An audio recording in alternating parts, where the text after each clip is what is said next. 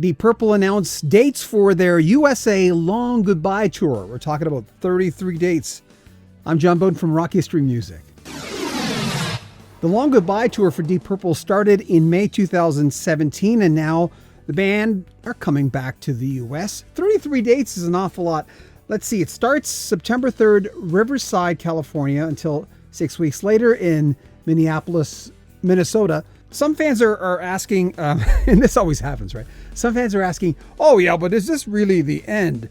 Well, look at it this way. You know, if you want to see Deep Purple for another time or the first time, there may not be another time because these guys aren't getting any younger. I mean, how many more tours can Deep Purple go through? Unlike like 10, 20 years ago when, like for instance, The Who, remember in the early 80s, no, we're giving up. I don't think a lot of people really believed The Who were going to surrender and just, you know, go in their rocking chairs or do solo stuff. Of course, they came back numerous times.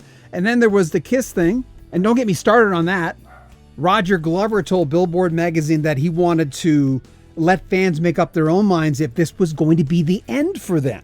But he did insinuate, too, that they're not getting any younger. I'm just really glad that vocalist Ian Gillan, Glover on bass, and Ian Paice on drums are still really with us. That's 3 of the 5 members from their classic lineups that gave us albums like 1970s Deep Purple in Rock, Fireball from 71, of course, Machine Head, and Made in Japan from 72.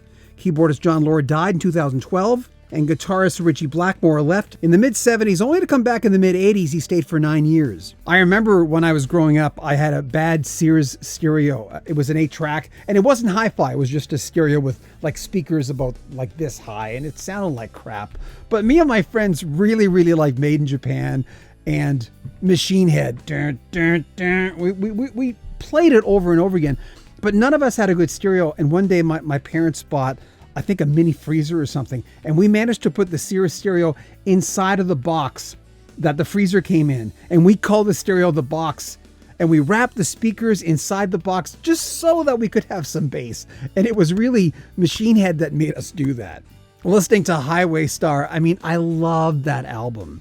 And, you know, 3 of the 5 members could be their last kick of the can. The thing is with this is, you know, when you're that age, all hell can break loose. I didn't do a lot of videos last week because I'm 59 and I was sick for like a little over a week. I couldn't do any videos. The only videos that came up were the ones that were scheduled to come up because when I do an interview series, when I release the first video, there's like 9 stacked on YouTube ready to go up on that very same day. And sometimes those videos save my neck. When you're Deep Purple and you're old and things happen, the show might not go on because you're at an older demographic and all shit can break loose. I'm glad they're touring again. I would travel to see Deep Purple.